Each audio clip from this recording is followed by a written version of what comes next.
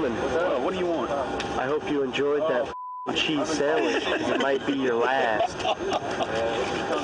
Same with you, Fish. I hope you're enjoying taking a video of me, taking a video of you, taking a video of me, because this might be our last. Hoorah! Everybody had a camera. And if they didn't have it when they got there, by the time they left, it was there. And that's why we got so much video. There's sometimes even in firefights, you know, somebody would pull out their camera, stick it on a ledge, and just, you could hear what was going on. You may not be able to see what was going on, but you could hear it. You could hear guys yelling and radio conversations and stuff like that. Nobody, you know, told us we really couldn't, so we did. Cruder! Yeah. Cruder, what time is it? Go time. Oh yeah, get some!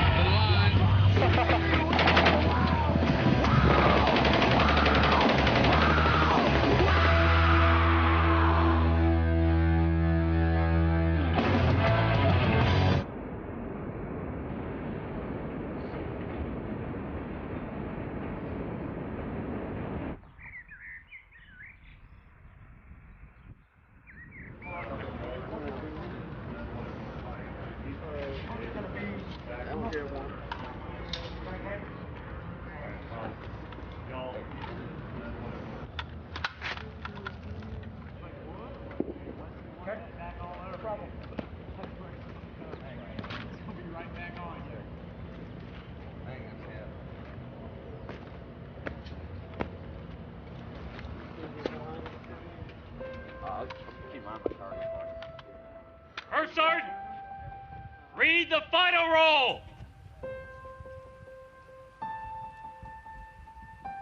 Staff Sergeant Anthony L.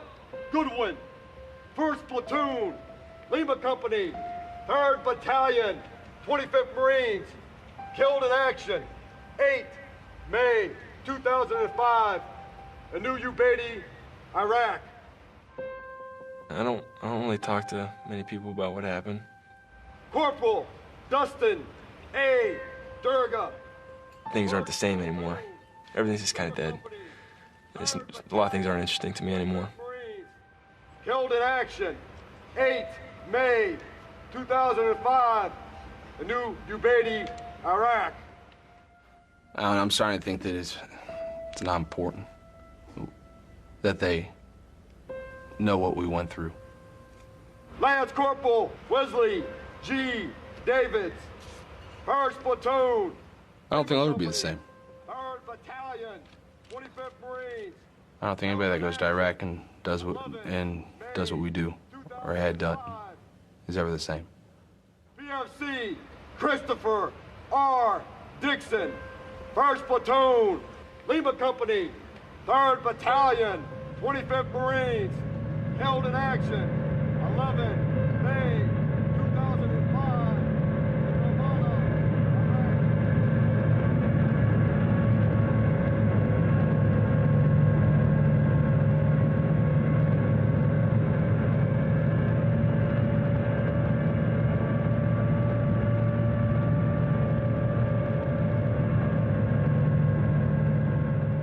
I talked to 2 Marines from my school. One said that he had never fired his weapon when he was over there, and the other said he might have fired it once. And he said, don't worry about it, you're a reservist, you're gonna get sent somewhere out of the way where you can't do any damage and you can't do any harm, you know, and you're just gonna guard something, or you might walk around the desert for a little while. I was just thinking, you know, we're gonna get stuck on the wire somewhere and just be pulling watch the whole time and not see a damn thing. We'd probably sit around, run some patrols, and eat food and get fat. Say hi to our new humble home. Lick the bottom of his foot to the top of his toe for $5. Go. $5. Go, do it. Do it. Do it. Do it. Damn it. Do it. Take out the shower. It's like a stand in the water.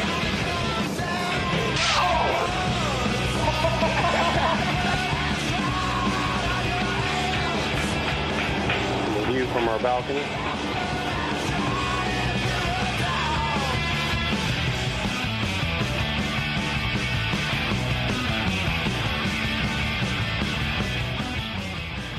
Haditha Dam, you know, is built by the Soviets, and it's large, it's cavernous, it's industrial.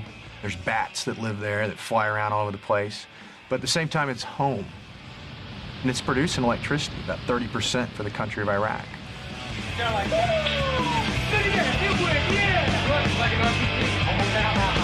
The Azerbaijanis control the wire. They're providing our security. There's Iraqi workers that come in to work there. And then you've got us, you've got the grunts there. And we launch out of that place all the time to do different missions all up and down the Euphrates River. Yeah, we're getting ready to head out on another nice and not exciting patrol through South Dam Village, where we will probably discover Jack and get eaten up by millions of bugs. But it's all in good times. So that's why we do it. That's why we're here. We did a lot of little missions, little patrols and stuff like that at first, just to get us started, I guess. Probably our first big missions going in and clearing Haditha. You've never been in a city like this, all of a sudden, you know, the streets aren't straight. They're curved, and there's little nooks and crannies, you know, there's walls around everything. You know, not only do you have to, like, get in the outside gate, but now you got to get in the inside. Come on, put some muscle into it.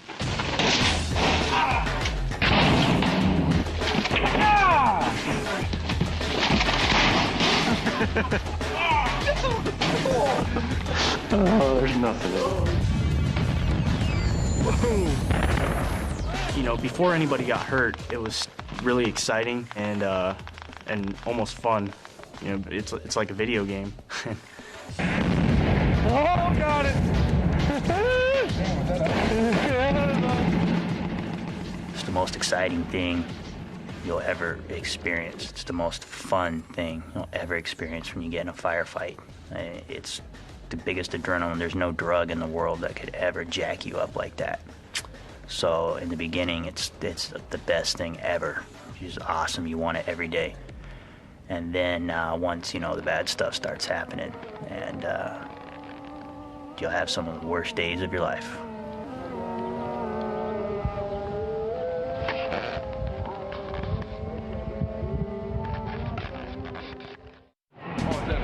Oh, take a video. Before we left for training, I mean, Durga and I would always hang out, you know, on campus at OSU and, you know, go to parties and everything like that. He was just always crazy. He just do the crazy stuff. I mean, jump in bushes and make me laugh all the time. And that's why I liked him. I mean, he was just a great guy to hang around with. How are you? Too much food.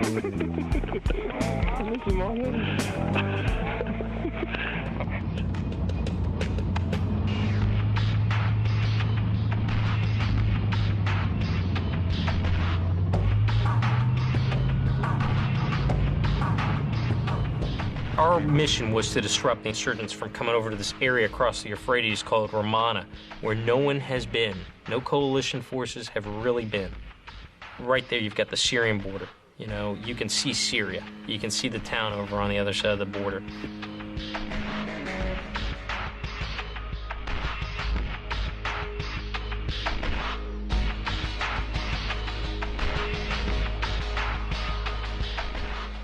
You had to drive by this town of New Ubaidi to where the army was building a bridge for us so we could get across to the other side. Ubaidi wasn't in the plan at all, wasn't even briefed. Everything was flowing smooth till we got close to the river.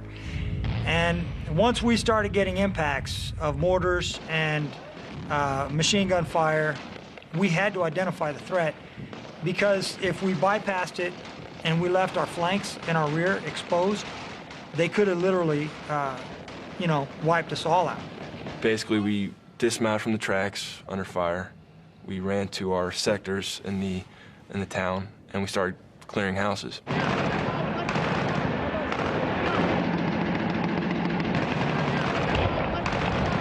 I hear gunfire. It was just chaos. You could hear the rounds going off, armor-piercing tracer rounds, and you could see them just deflecting off the house. The town was just going nuts. There was small arms fire everywhere. I mean, these guys were crazy. You would see a Cobra swoop down over the town, and they would shoot at the damn Cobra.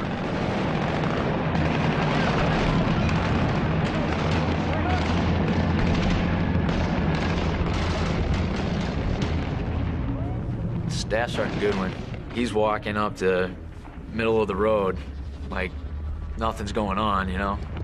He's got his American flag, bandana draped around his neck. He's just like George Patton or something, And at the time, I'm like, this guy is crazy, I looked at him, and he's like calm as could be, so it eased my nerves a lot. All right, we've been in firefights all day. As you can hear, we just got word there's 4 of our first squad wounded. One of our docs, we don't know about the other 3. Sounds like some of the team leaders. We're all freaking pretty pissed off, and it's getting pretty dark. And other than that, we're gonna try and make it out of here in one piece tonight.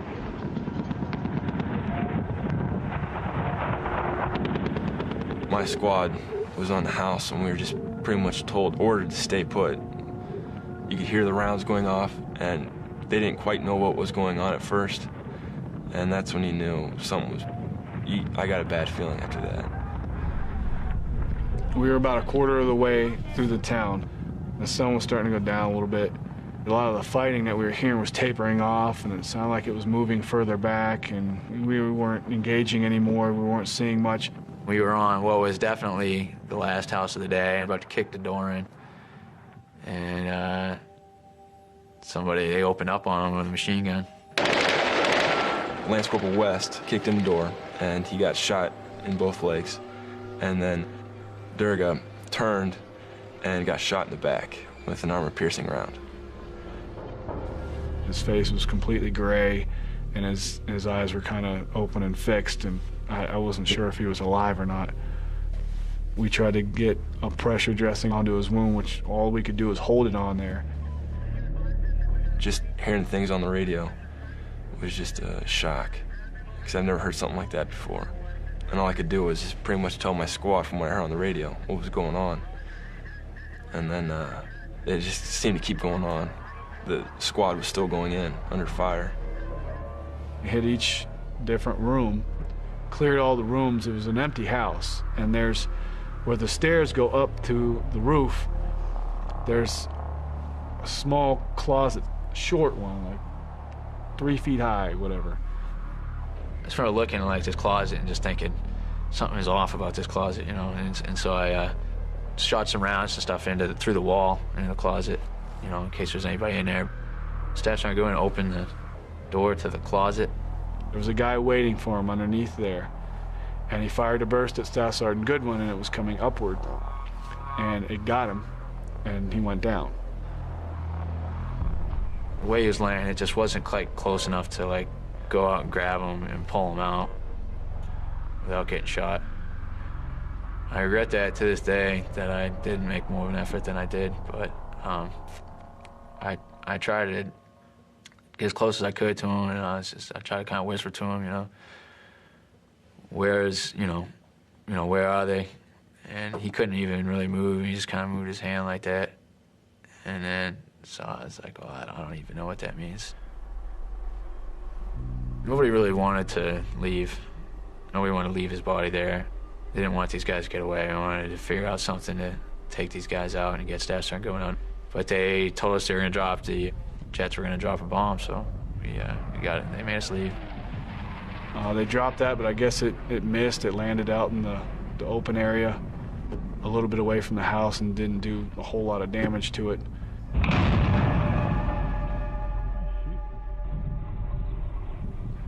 So the next morning, they fired some small rounds, and then they went in to recover Staff Sergeant Goodwin's body.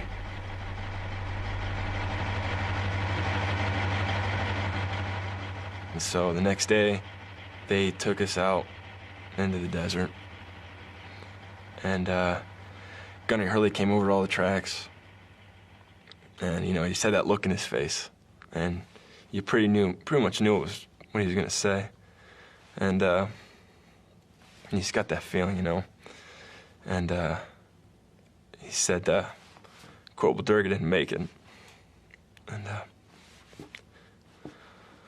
was probably the toughest thing to deal with. I'm sorry.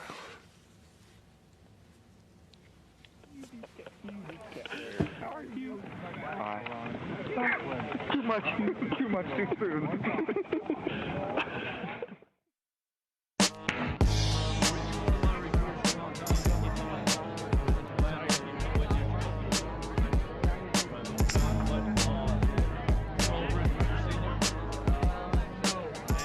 I've been in that bar more than I've ever been in the bars in my life. I'm not a bar person, I never have been. But I don't go there for the, quote, bar part of it. It's the social part of it. Being able to talk to his friends, again, laugh, listen to music. That's my support. That helps me get through.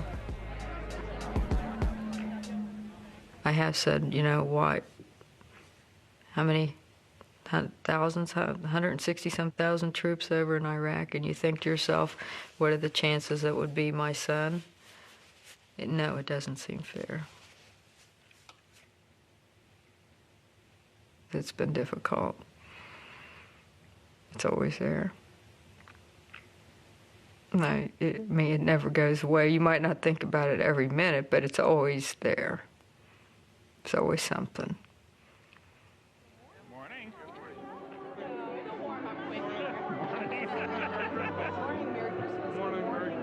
Yeah, Merry Christmas. And it's going to be different without Dustin being here, obviously, but I know he would want us to celebrate Christmas in the way that we always have, so.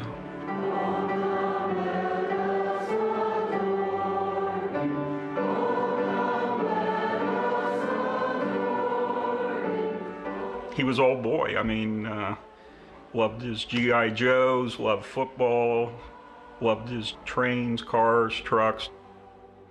And he, as a little kid, he always said he was going to be either a soldier or a fireman, and he became both. Last Christmas, Dustin was with us, both Christmas Eve and Christmas Day. And that didn't always happen.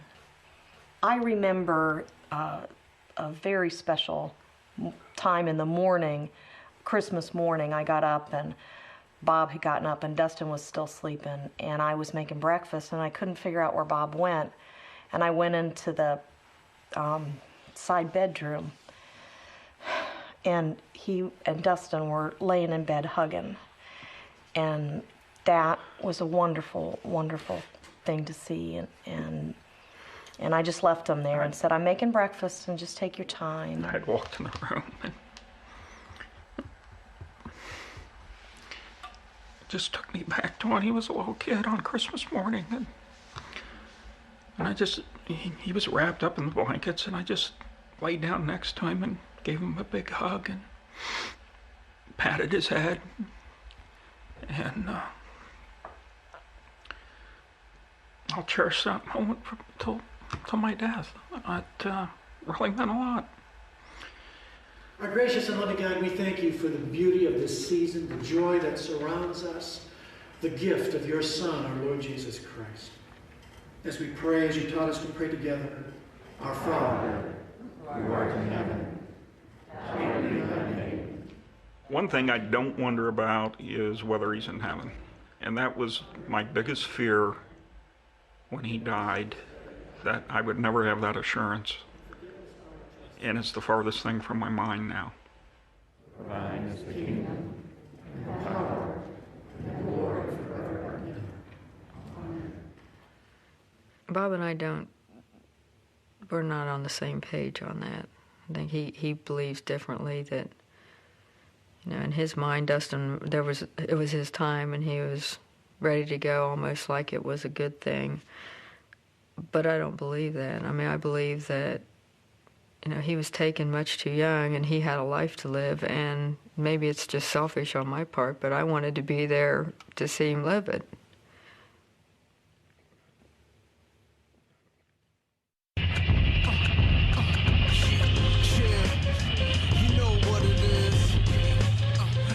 Tracks are the worst modes of transportation I would ever recommend to anybody. It's like somebody running a jackhammer up your ass, pretty much. You're sitting on a metal bench, maybe that much padding, and you're hitting rocks, you're hitting everything the desert can offer. And then if you're not sitting down, you're standing up providing security, and now you're slamming your fingers on the edge, falling over when we start hitting hills and everything. You're catching exhaust, because the genius who invented tracks put the exhaust pipe right next to your head, so everything's blown in your face. No air conditioning. Usually your water's on top, and it's already boiling hot by the time you need it. Inside's full of flies and stinky Marines. I mean, it's no fun.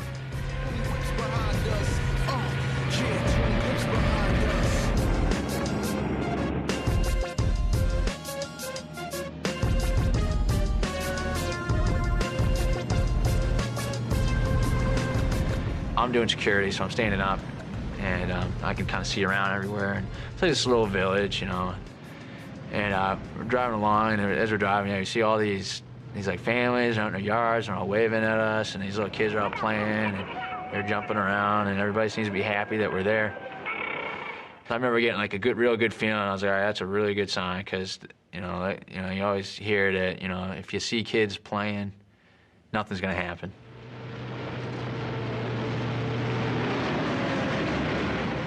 And all of a sudden, I was looking around, and I started like, oh wait, there's no more people around. I didn't have my goggles down like I was supposed to, and I remember pulling my goggles down over my eyes. I was looking for my gloves. They're like fire-resistant gloves. I was looking for those, and I was like, and I remember I left them in my, pack on the side of the track. So just a little bit after that, you know, all of a sudden, boom. First squad's track just hit a freaking mine. As you see, it's in flames.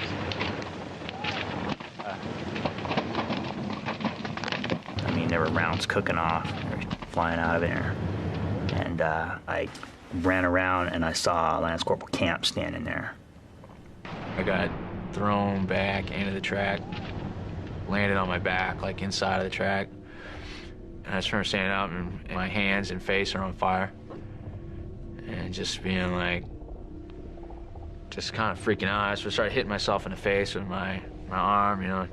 And I got my face off really fast, off fire. And then I'm trying to get my hands out. I'm going like this and hitting them. And they wouldn't go out for a little while. And it's kind of, I don't know, it was really nasty, you know. And looking around, and I see Sergeant Bala standing up, and he's just kind of like this. Everything was completely black. I couldn't see, and I started to feel the heat coming from the fire that started instantly. And I started feeling around for the emergency latch released for the ramp. The latch opened. It was kind of like an avalanche, you know, bodies falling out through the true patch. And when I rolled over and looked up off of my back, the next person I saw coming out was completely on fire. I remember hearing PFC Dixon yelling to me from inside the track. You know, can you help me, you know. And I kind of crawled in, picked myself up, crawled in, and I'm staying really low because there's, you know, ammunition's popping off and explosions going off and stuff, so I'm trying to keep really, really low. And, you know, I'm pretty scared, but I'm just thinking, you know, this kid, it's got to be a lot more scared than I am. And, you know, and I had known Dixon. He was in my fire team originally. I always kind of looked after him and stuff because he was pretty young and everything. Pretty much younger than just about everybody else. I remember talking to him, I'm like, listen, I was like, because my hands were all fried up and the skin's all falling off and my hands, and I was just like, listen, I was like, I'm pretty weak right now. I was like, so you gotta help me get you out. I was like, 'cause I can't do it by myself. And he's just like, all right. Getting almost out of the track now. I'm pulling as hard as I can, and all of a sudden, it's like a little explosion. And it kind of blew me back. And I got up again, and I'm grabbing anything I can, his clothes, his flak jacket. I'm trying to grab it, pull him by his helmet at one point. And I'm trying to talk to him, and he's not responding anymore.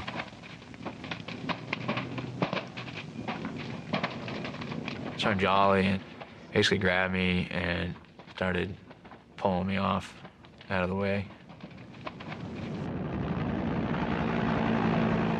The helicopters just kept coming and coming. I mean, there was a mass casualty. You know, emotionally, it was just draining because, you know, you find out that Ivy was alive when he got put on the bird. But then, at least that's what I heard, that he was alive, but just barely. And then he ended up not making it. David's was alive when he left. And you found out he didn't make it. And you find out, like, Lance Corporal Grant had just gotten moved to first squad, so he would have normally been on our track. He was on the other track, you know, so that bothers you. PFC Dixon, I mean, that kid was just fresh out of high school.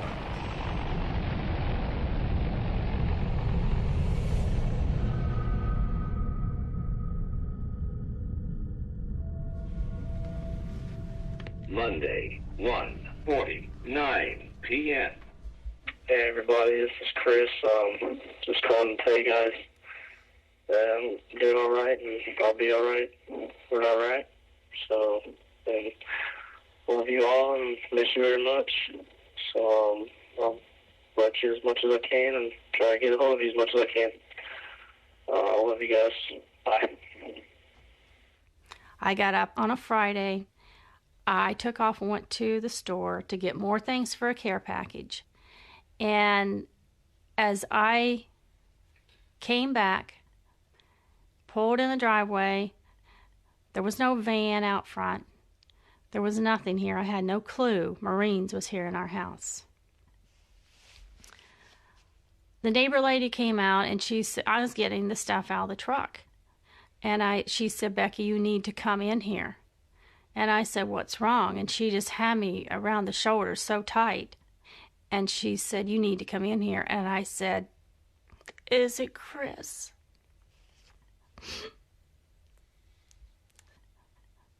She said, you need to come in here. Dave was standing at the door. He was crying. I walked in, and there was a Marine to the top of the steps. There was 2 Marines here in the living room. And when I walked in, I said, not Chris. And he said, yes, ma'am, I'm sorry to inform you. But they had told Dave that they wouldn't leave until I had come home from the store to tell me the news. They said, if it takes 2 hours, we'll stay here. Because Dave says, I can't tell her that news. And that he made him take the van down the road to where I wouldn't see it when I pulled in. This still is his room. And it's, you know, he's gone, but it's just, I can't put everything away right now. I'm not ready for that. And I feel close to Chris in here. That's why I haven't taken anything down. Not yet. It might not never get changed. Not for many years. But I come in here and this is his stuff. You know, it's where he got to in 17 years before he left for the Marines.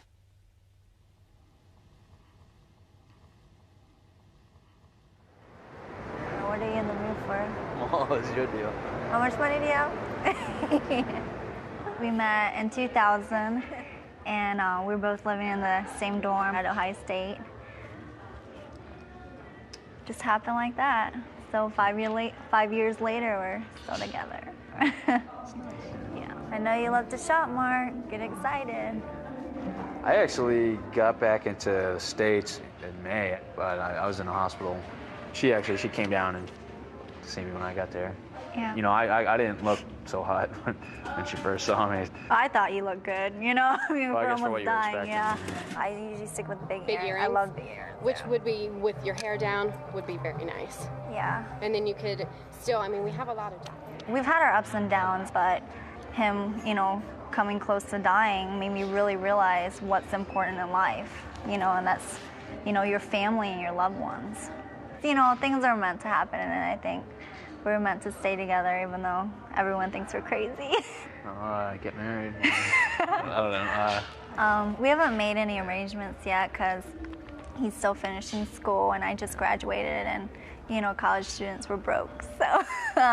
But we're just going to take it step by step. You like it? Probably get married in the next year, settle down, have kids, and hopefully we want kids.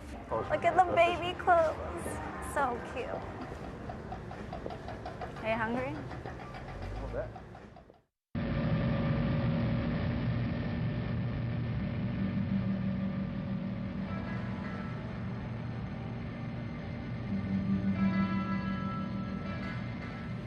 Well, for a while there, right after Matador, I was paranoid.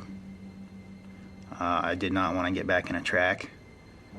I thought about Ubaidi, about, you know, assaulting houses. I remember going over it and going over it and going over it. And what would I do? I mean, and the only answer I came up with is probably the same thing those guys did because they didn't know. It was pretty scary because you really don't know what to expect. You could clear 1,000 houses, but you never know what's in that one. God is righteous in whatever he does. And I didn't know why it had happened, but I knew that he did. And when it's your turn to go, you go. You know, part of me wants to say, you know, God has a plan and everything will work out for the best. And then part of me says, things don't always work out for the best. Things just happen.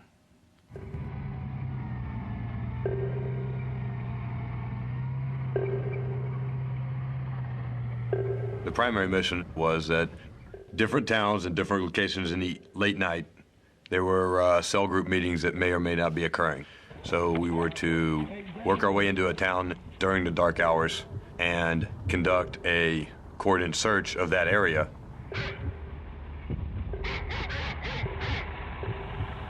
The dogs in country, people may kind of snicker and laugh at it. The dogs are vicious. I would probably rather cross paths with a bear than an Iraqi dog. Well, this dog was awakened by a squad of Marines walking right next to it. So it panicked and attacked. I was standing maybe 5 feet from the Marine when he shot the dog. He had no choice in the matter. That kind of woke up the neighborhood, I think. As I understand it, the squad was out in the middle of the street, and when the firefight broke out, First thought was, we got to get out of the street. Sergeant Winberg's squad was just behind me.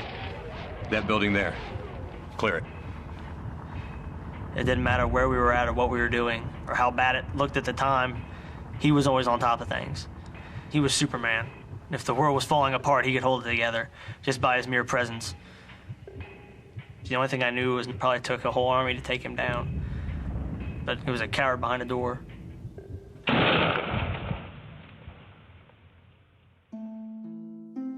mean, it could be that this thing was something that was nothing more than a dog.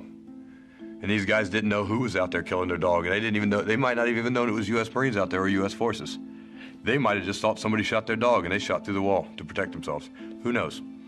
I do know one thing. Out of all the firefights and all the engagements over there, it's the only time I know of with 2nd Platoon that the people we fought that morning were only Iraqis. The Iraqi people really don't care whether we're in control or the insurgents are in control. And it's really frustrating to know that, okay, I'm here in your country in your town, risking my life for basically for you. And you don't want to help me in any way.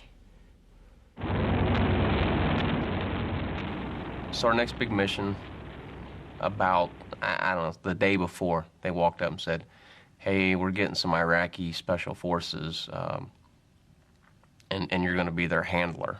And I'm like, their what? They're like, their handler. You're going to get like 4 or so Iraqi special forces. And I'm like, okay. I don't speak Iraqi. You know, at first I didn't want to, I was like, I don't even want to do this. I don't want to be here. I'm not, we're not with Lima Company. They just looked like they grabbed him off the street and handed him an AK and said, here you go, buddy, go fight a war. And I'm like, great, can I trust these guys? Are they going to be bad guys?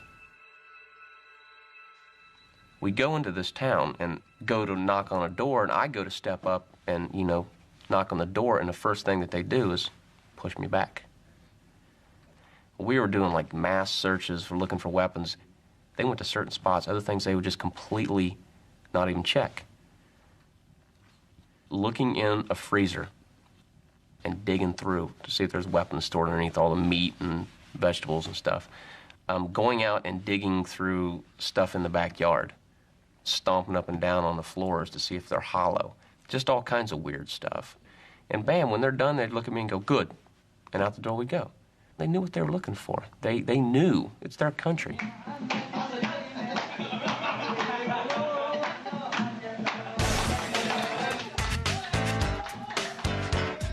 One of them came up with a CD player.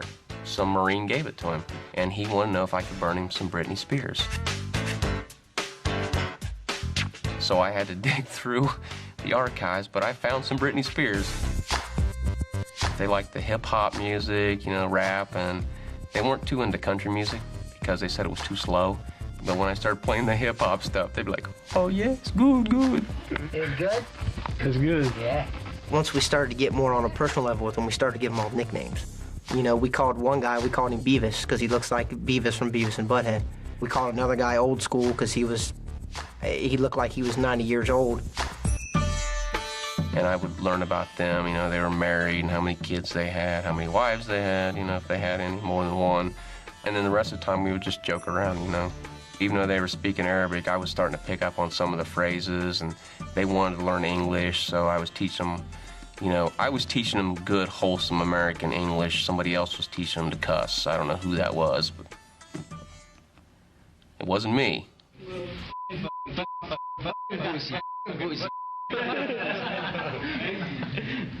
We'd get a lot of flack from some of the guys. I can't believe you guys hang out with these people. These are Iraqi people, but we go out with them on patrols. We leave the wire with them. We're out there, and if something goes down, these guys have our back, and we have theirs in the same thing. So, to me, every one of those Iraqi National Guardsmen that was willing to do that made up for 100 of the civilians who just didn't care, because that's a civilian who is taking action. He's trying to do something. He cares about the country.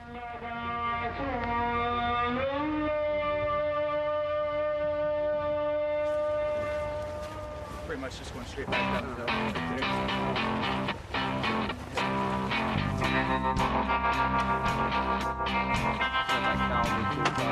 This is my plan right here.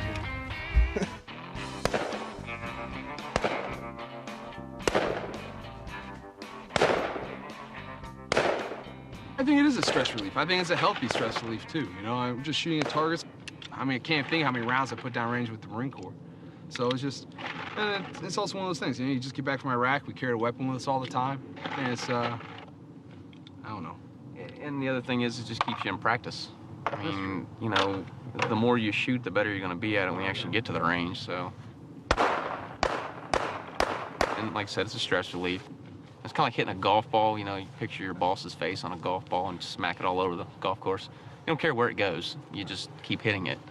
So, I'm not saying that I'm shooting my boss or anything, but I haven't seen my boss in years.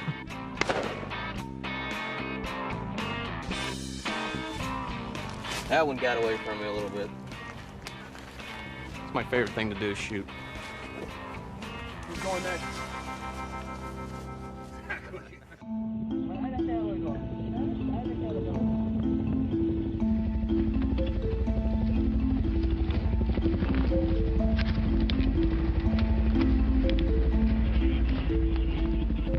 The company went up to Operation Spear in Carabla. I wasn't to the stage, at that point where I just wanted to go murder everybody. But I knew that place was full of them foreigners, and I knew that they would come out, and I wanted to be a part of that.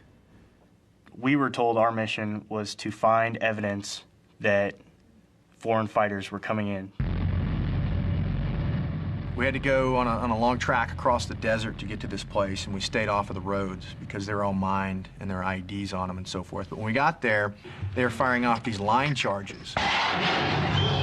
It's almost like a fire hose with a rocket on the end of it. It shoots through the air and it drags this line charge behind it. When it lands, it blows up, and what it does is it blows all the mines and all the bombs out of the way.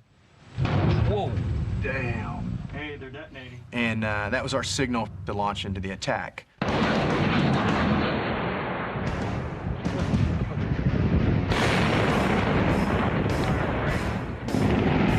Helicopters were strafing the city with their guns, and so, already you hear explosions starting off, and they're telling us, your rules of engagement have changed. Anybody that's in the city is bad. We're using tanks, we're using the Trax 50 cals. We're blowing through walls. We're not using front doors.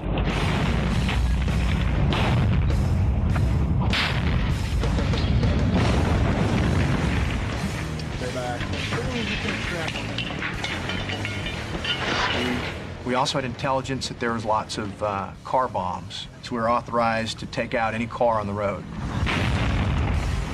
I hate to say it, we blew that city to pieces.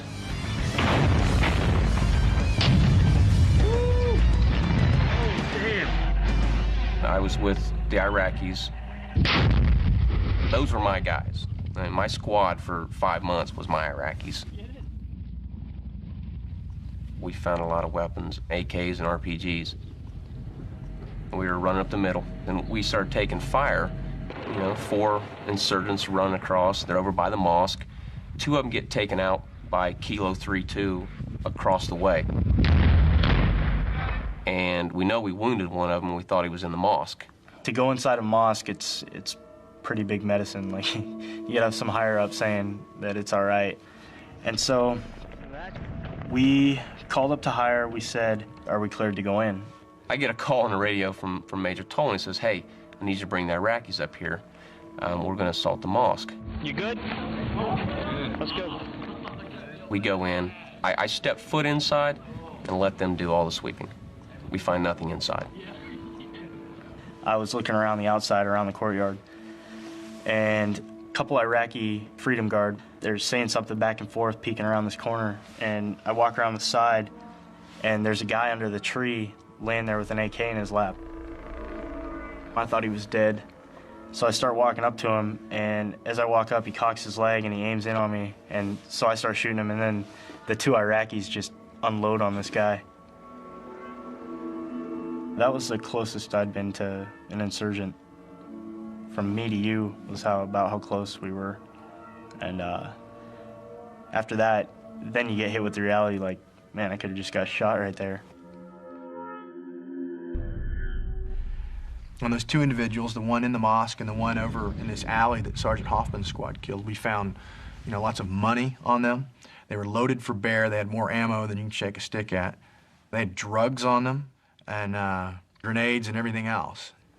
And we found an ID from Syria, and that's what we came up there to prove, was that Syria was pretty much not controlling the borders. They're letting people come in. And so we've got pretty good evidence that there's foreign fighters in these towns. You know where we're at? Just go north up the road, hang a left after the mosque, and when you see the human leg in the road, that's where we are. Yeah, okay, good to go. Blue 6 out.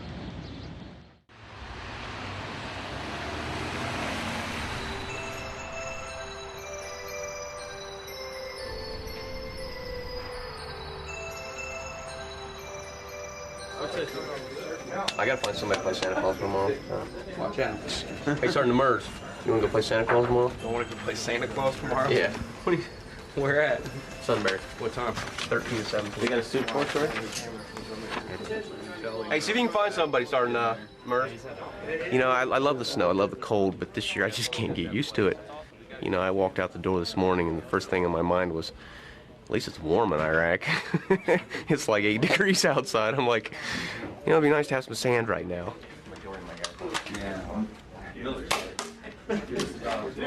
When we were over there, you could talk to somebody, you could say a few words, they knew what you wanted, and then you could get it accomplished. Here, you got to expect it to be a lot slower pace. You know, you're with your girlfriend, it's like, all right, I'm hungry, let's go to dinner. It's like, okay, and then 2 hours later, well, she's still putting makeup on, and, you know, it just drives me up the wall. I just need to find somebody to play Santa Claus tomorrow. I'm leaving on a jet plane. I don't know when I'm going to be back again. Lima's legacy from their deployment is going to be that we lost a bunch of people and not everything that we did over there. And yeah, it was important that we lost a lot of people, and those people need to be remembered. They do. But our accomplishments as well, because they were their accomplishments too. They should be right there side by side. You know, Barwana was like Wild Wild West but you know, we were there like a few times cleaning it up, and now there's a huge line of people going to vote. And they said a statistic on one of the big news channels that Al Anbar in the last election had 10% voting, and this election had 75%. And it's like that, the time between that election was us, you know? I mean, from 10 to 70%, that's a huge jump. I mean, we couldn't really ask for much more than that. I mean, Americans don't vote at 70%.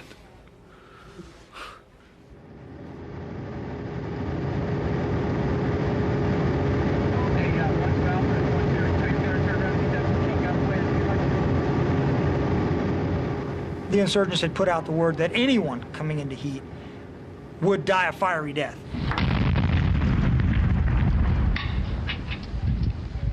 So when it came down that we were going to go into heat, yeah, there was some concern. The insurgent network had support there, major support. Money, they would hide them. They would broadcast messages for them over the loudspeakers from the mosques. So they had a major support network in heat, and we had to shut that off.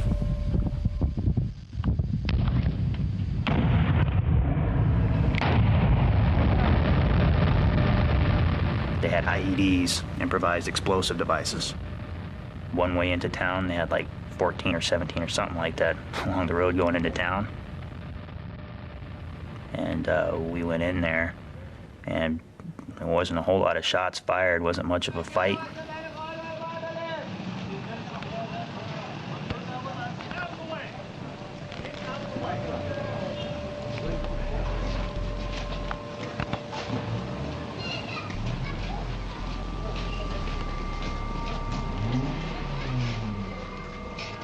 So far up to that point, in all of the operations that we had conducted, we had swept and pushed. So in other words, we swept through the city, cleared every house, cleared every yard, cleared every chicken coop, and then once we were done and we felt good about it, we would push on to conduct another operation or back to our base to refit. For this one, we did not. We did a sweep and hold. We held operating bases inside the city of Heat, and we conducted patrols, security patrols, safety patrols, whatever you want to call them, and ensured that the people knew that 325 was going to be there and we were there to stay.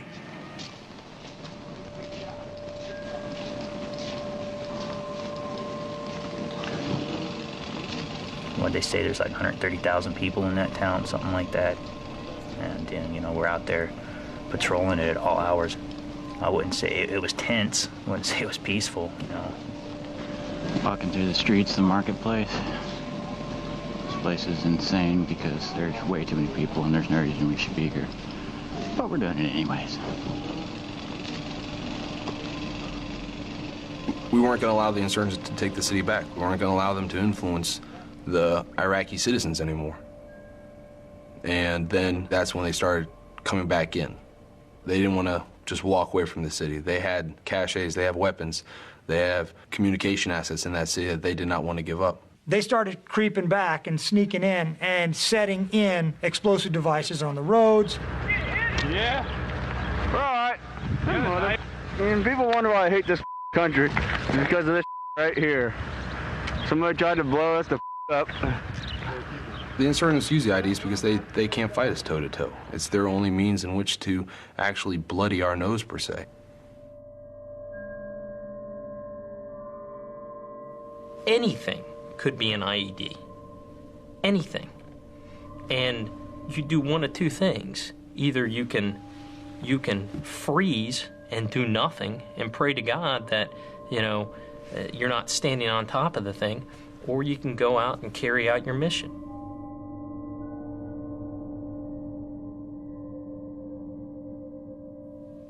On that particular day, they were on their way back from a 2-hour patrol.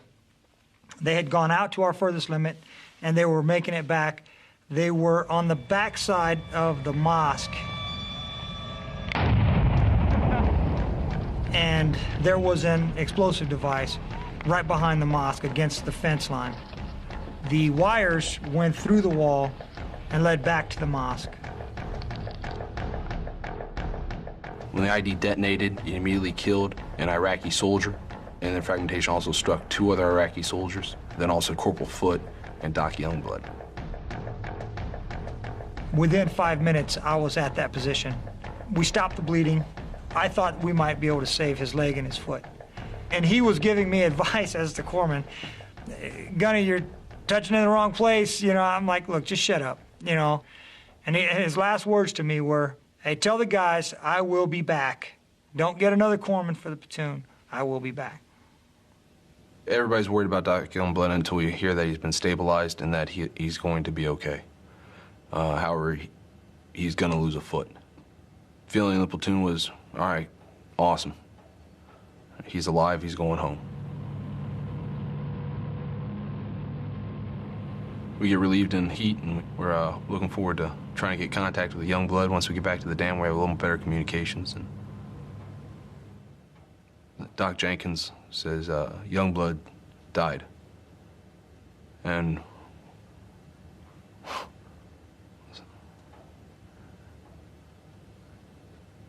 I just look at him, and he looks back at me, and I'm like, Doc? And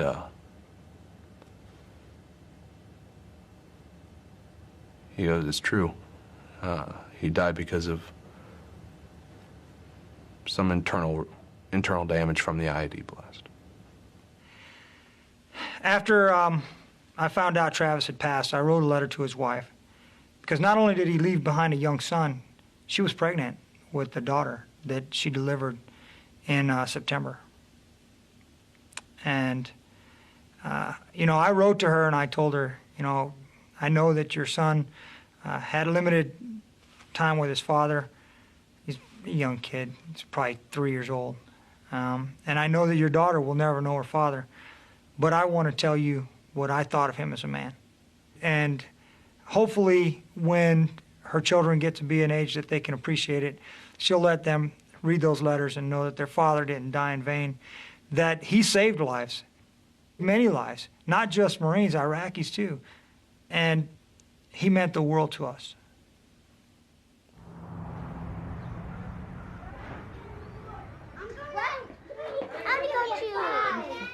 Say thank you. Thank you. 3-5. Who won the treasure box? Who promised me a star today? What'd you get? A dinosaur. Bye. Every year we go on a camping trip as a family, and no, I wasn't looking forward to camping pregnant, but Hunter wanted to go. No, hey.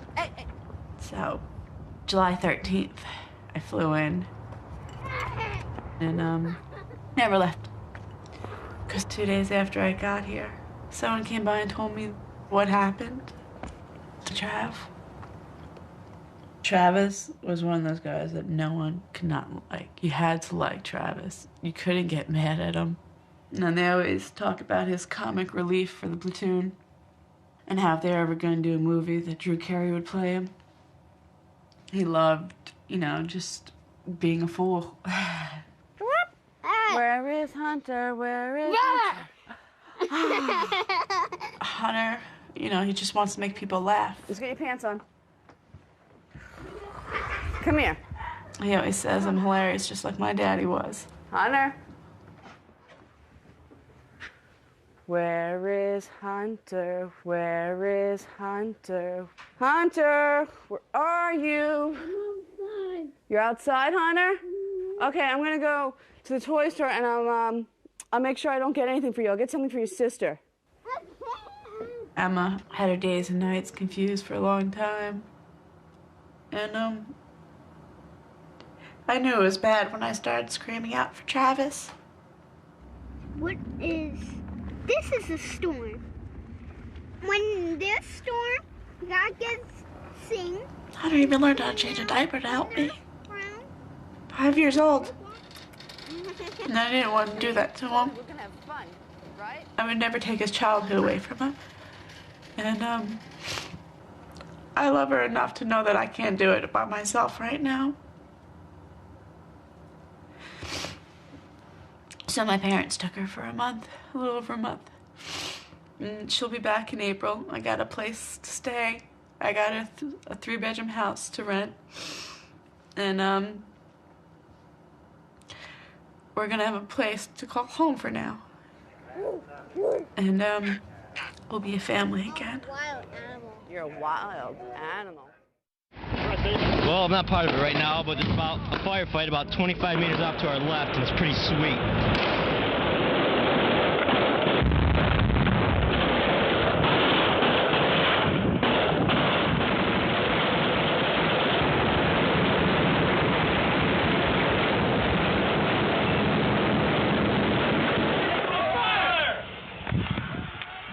Siegel was a town that we were going to do a coordinate search. Got one here. Got 2 left this way. Hundreds and hundreds of times we've done it. And it was not a really heightened threat level. No one in this room, clearly in here. We got anybody in here? Let's put them in here. This room's cleared out. Well, let me clear this. About halfway through the town, first squad, they come across a house that when Corporal Williams went up to knock on the door, I was told he raised his hand to knock and his hand never struck the door.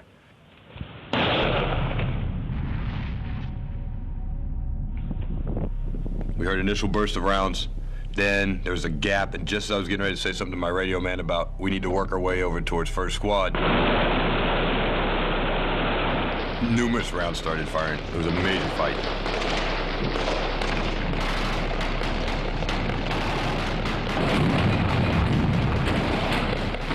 Those guys in Sikla, they were buried in them houses pretty good, and they were pretty good at setting the trap, you know, trying to get a Marine down and then, you know, trying to lure people in. You know, supposedly if we took fire from houses now, we weren't going to rush the house. We were just going to pull back and drop it. And that didn't exactly happen. We got Iraqi wounded as well. And here, shoot, and here. Shot in the face and shot in the arm. We got an Iraqi wounded! We got an IA wounded, shot in the face! I said IAP!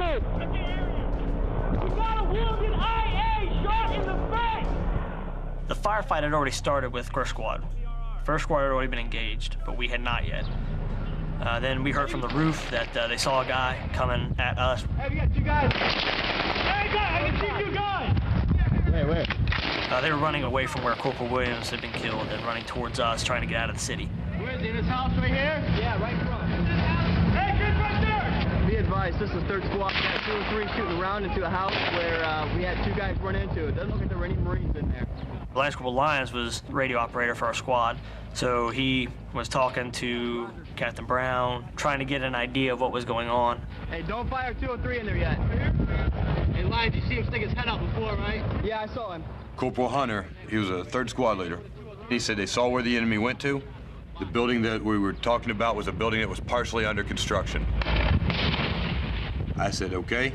Then what we'll do is, in the after effects of the main gun round, you'll be able to go ahead and take your squad and secure that building.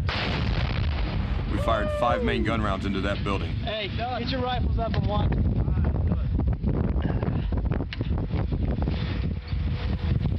At this point, we thought everybody was dead. Nobody could survive a tank shooting through this house that many times, like 3 or 4 times. There's nobody that could be alive. It's an impossibility. Climb into that window right in front of you there. And there was so much rubble from the tanks knocking the walls down, and the bodies were underneath the rubble.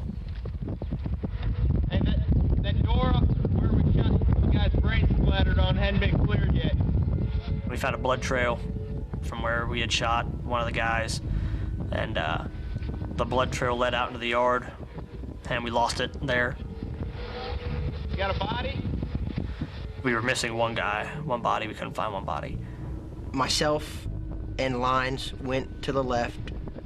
Someone from Jackson's team said, hey, you know, Payne, you know, he called it the crapper house, you know, watch the crapper house. Hey, watch that house on the back. Every other time except for then, I've always been the first man in the door anytime my team has to clear a room, because I don't expect him to do anything I'm not willing to do. But for some reason, Lines was just one step ahead of me.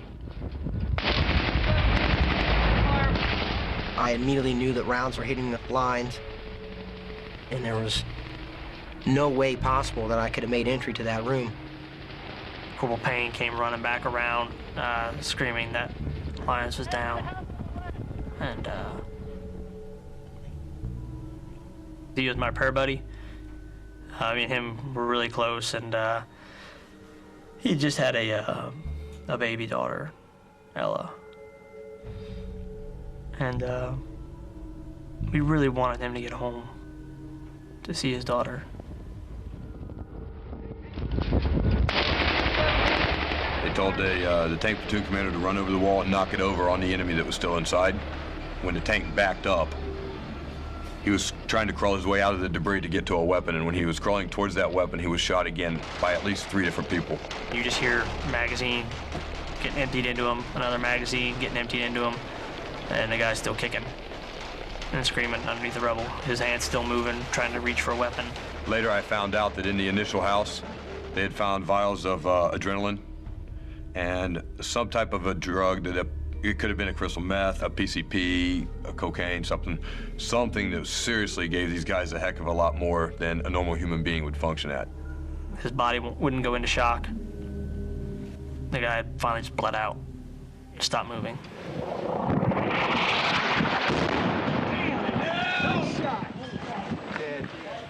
Those guys don't play around. It's hard to take them down when they don't feel pain. Hey baby girl, how you doing? It's Daddy. I'm making this recording here for you because I know your birthday's coming up here. You got about 15, 16 days or so. And I hope that you have fun and that you guys have a real big party and everything, and that you get a whole bunch of cool presents.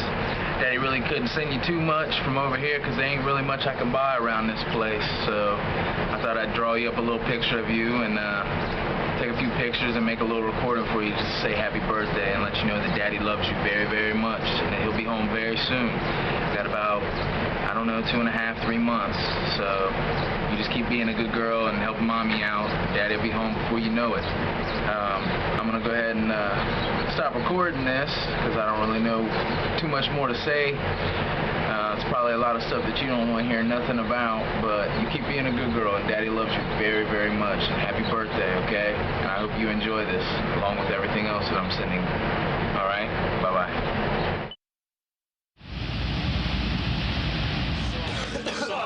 You can't control the sauce. Give him the sauce. You control the way he eats it. You can control the sauce. You don't have... That squad was tight. Magic dragon. You gotta have a haircut showing. Keep going. And frolicked in the autumn nest. Dyer was just silly. That kid, you know, I called him Pigpen because he always looked like, you know, he just rolled out of the mud.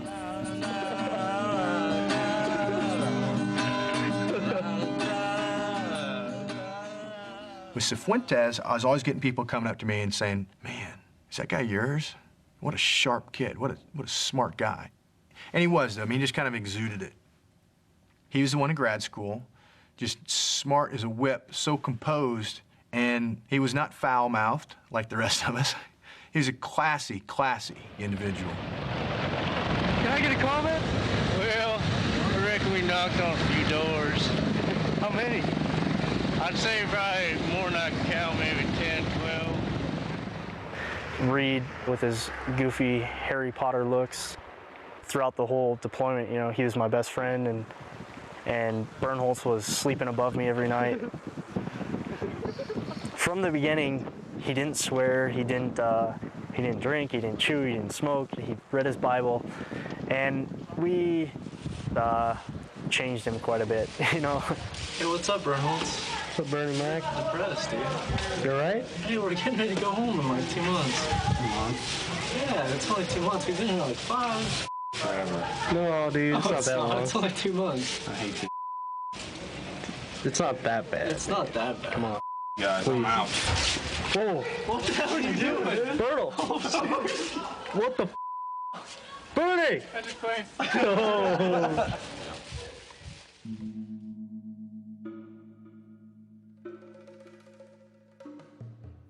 On the first, we had a group of 6 snipers that were attached to 325. They were inserted approximately 2 o'clock in the morning. They made their way to their position.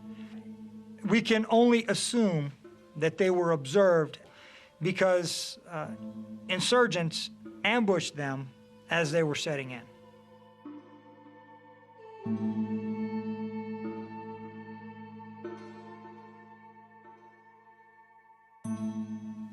Already planned at that time, though, was the operation itself, Operation Quick Strike. The regiment had moved a lot of assets from all around the country into position to conduct Operation Quick Strike, unbeknownst to a lot of the Marines. On the second, we found out that they had found Bosco's body on the other side of the river. And now everybody is just out for blood, you know. But we weren't really happy about the way that we were approaching that mission. Basically, we sat there for a day and waited. We weren't sneaky. They knew we were coming, and we knew they were waiting.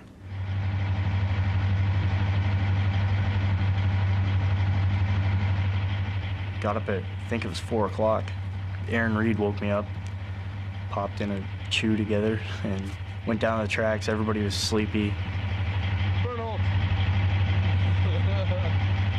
A little bit before we were about to take off, Major Tolan called down to me and told me we were switching tracks. And I just looked at the guys, I was like, you know, catch you on the flip side. And that was the last thing I said to them.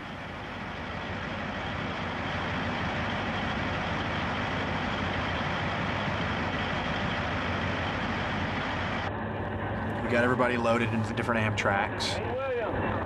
I was in the first one, and I had Sergeant Hicks and my radio man, Lance Corporal Williams.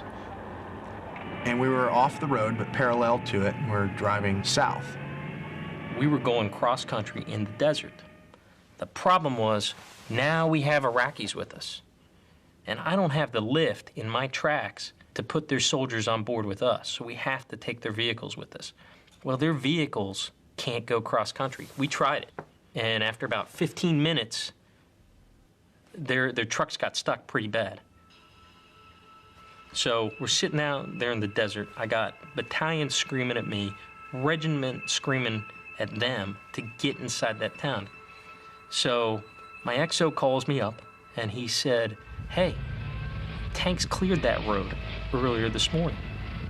So I said, okay. I called the tank company commander up, good guy, you know, trust his opinion. You know, he said, sir, we proofed that road. It's clear for you. I said, roger that. Got an LAR unit sitting right at the intersection. They see no movement, no activity. So I make the decision, all right, you know, with the information I got, let's go down the road. We got on the road, and we take a right into the city of Barwana, where we were going to get out and start clearing the town. And right after I took that right, probably about, I don't know, 50, 75 meters, maybe 100 meters. There's a massive explosion. It was so big that I thought for sure it had hit my Amtrak, and I called it in immediately. I've hit an IED, I've hit an IED. And I looked back, and I couldn't tell what the hell had happened. I mean, it was just the most unbelievable sight. I was just like, there ain't nobody alive. And then the first thing that went through my mind was, what squad's that? We ran over there as soon as we could, and that's, things start to get blurry at that point. The vehicle had been blown up and flipped, and this is a huge, like 30-ton vehicle. It had been flipped onto its back, and everybody had been blown out in every direction. The carnage of the scene was bad. It's something I'll never forget. And the odd things, it was just, it was really bad. On the way there, that's when I realized what squad it was, because I found a pack that had a name tape on it, and it was Cifuentes.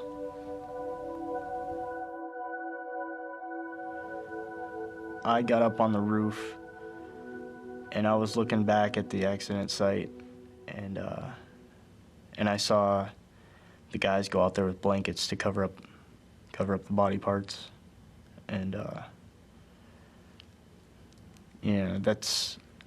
went into a room and just started throwing everything around, and then I got up on the roof, and all I wanted to do was shoot anything that was moving.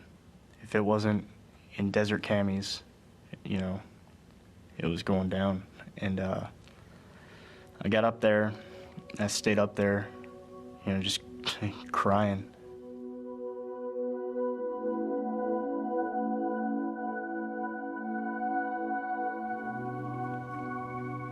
The closest guys that I'd ever had as friends are all dead.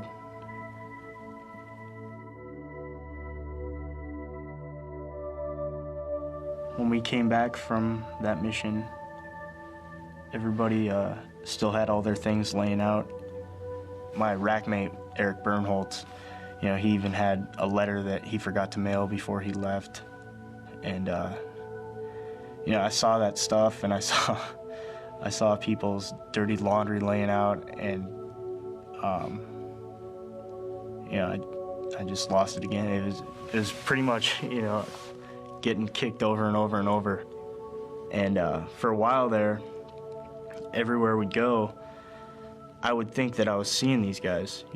I'd catch a glimpse of someone and say, hey, that's Reed.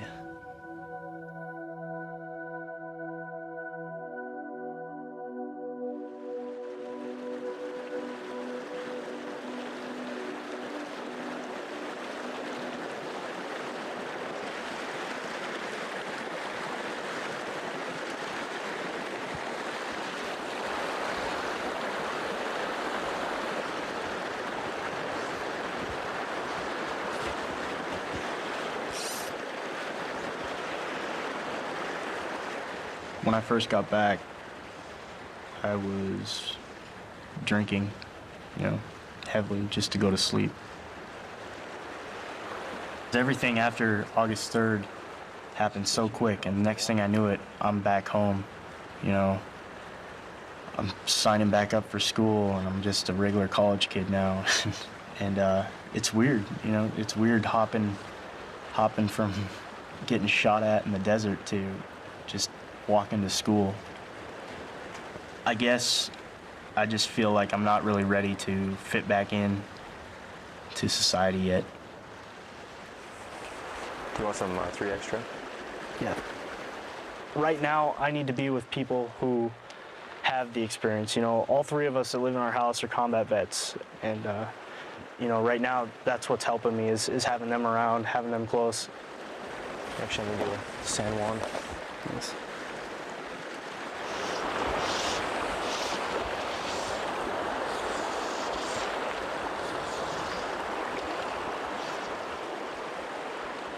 problem? He had a bite. I guess right now, I can't settle with just saying, hey, it's over, you know, one time. I want revenge, and I want to be there, you know, for my friends when they go back. Jason, he asks me all the time, hey, are you sure you want to go back? Are you ready?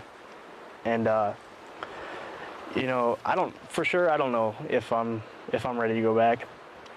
But once you're in, you know, it's a family, and especially with us, we're exactly like a family. And I know for a fact, if something happens to my friends over there and I'm sitting back here, I just don't think I could live with that.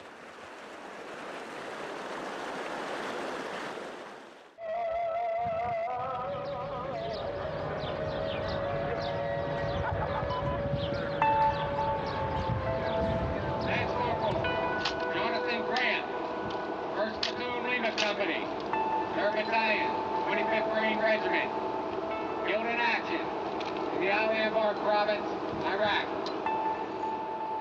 We lost a lot of guys, a lot of great guys, but it really would have disrespected their sacrifice if we didn't go forward. Where I think that, you know, in the reserves, you're not prepared. You're not prepared mentally a lot of times for combat, to see death. And then even us as a nation, as Americans, you know, we forget that when you go to war, the end result will be somebody or several people dying.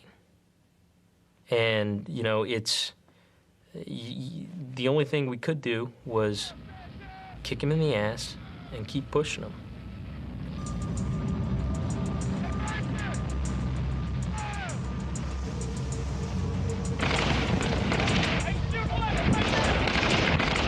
As the missions keep coming, you start wondering, when is your ticket gonna be up? I mean, we've fought our way through some of those hellacious places in Iraq at the moment, and it was as if you just wanted to go find whatever HQ is making these decisions and just start smacking people. What more do they want?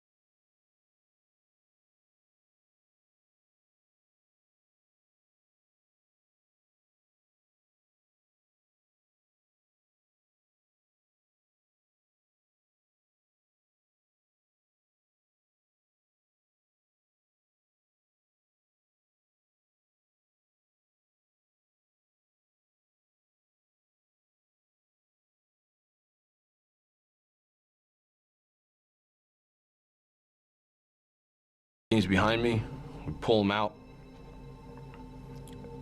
and I'm so close to shooting him. But I don't. It's not right. It's not.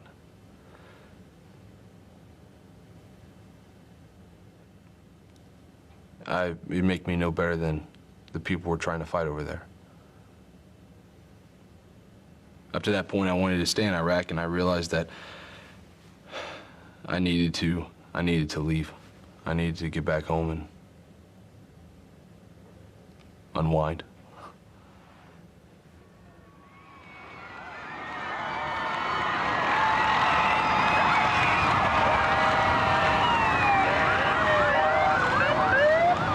We are awaiting the arrival of Lima Company. That is the big reason we are here today.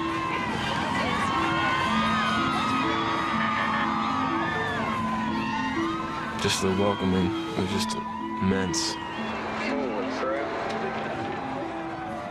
There's so many people out there on the road.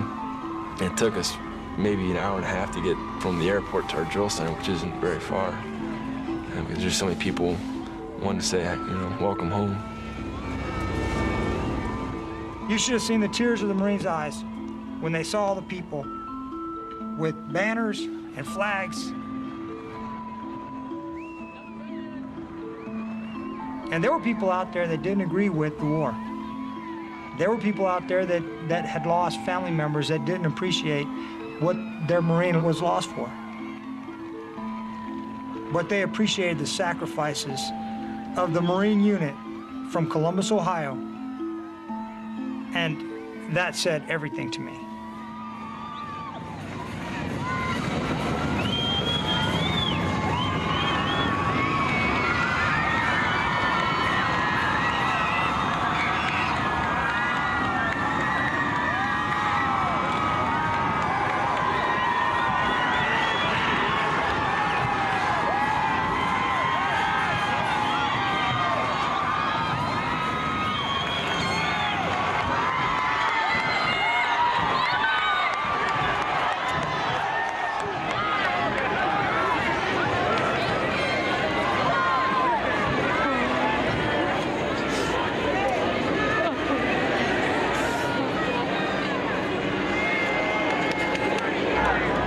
You finally.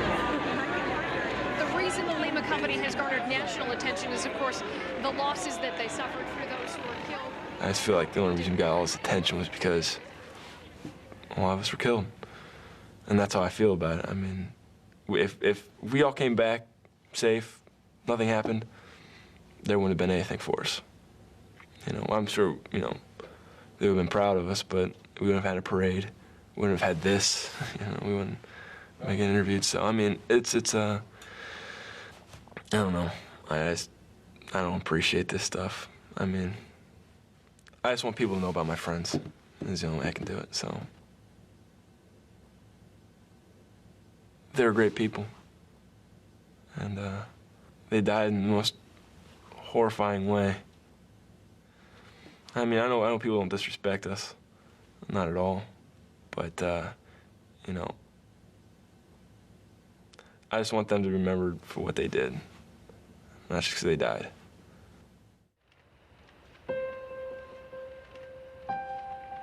Staff Sergeant Anthony L.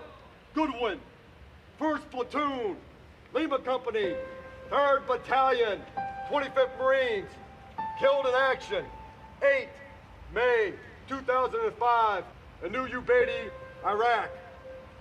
Corporal Dustin A. Durga, 1st Platoon, Lima Company, 3rd Battalion, 25th Marines, killed in action, 8 May 2005, in New Ubaidi, Iraq. Lance Corporal. First, I think that I really understood is that we ain't here forever. At 18, I thought that same way too, that I'm invincible and that I'm gonna live forever. 10 feet tall and bulletproof. Christopher P. Lyons. And I walked away seeing men who had only lived for 24 years, 25 years, 26 years, and had already changed the world through the people they had touched and the lives they had touched. PFC Christopher R. Dixon, 1st Platoon, Lima Company, 3rd Battalion, 25th Marines, killed in action, 11 May 2005, in Ramana, Iraq. Lance Corporal Michael J. Cifuentes, 3rd Platoon, Lima Company, 3rd Battalion, 25th Marines, killed in action, 3 August 2005, in Bawana, Iraq. Lance Corporal Christopher. I don't want to be mad about anything. I don't have time to be mad about anything. I enjoy waking up every morning. And I just, I feel lucky to be alive. And I guess is how I put it. Everything I do now I'm doing for the guys who didn't come back.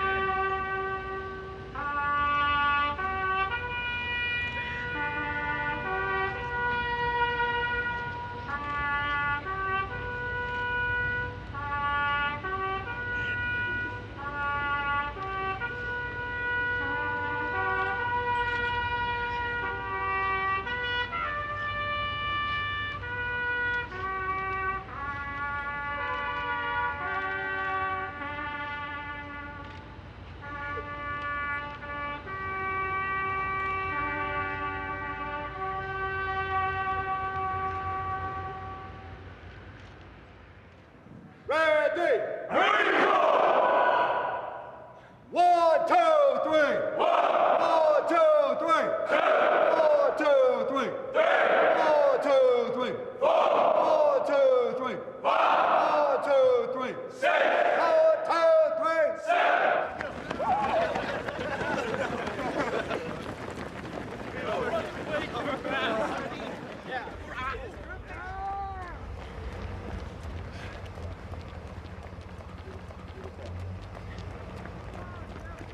Let's go, let's go! Let's go! We went through a lot. It's over. It's the past. Push it, push it!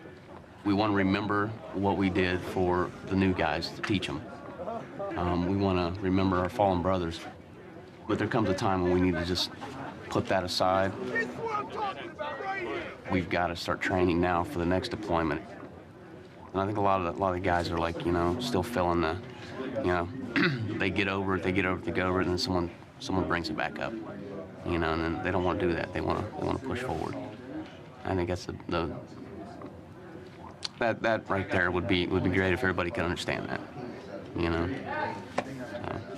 Come on, a little more. 10. Right there, 14. No doubt in my mind, I would go back to combat with this unit. These guys are Marines, and it doesn't matter if it's a reserve unit or active duty.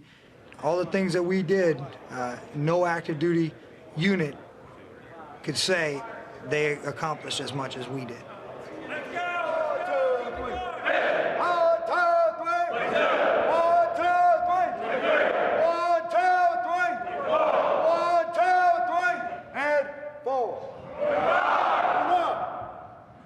Recover, move!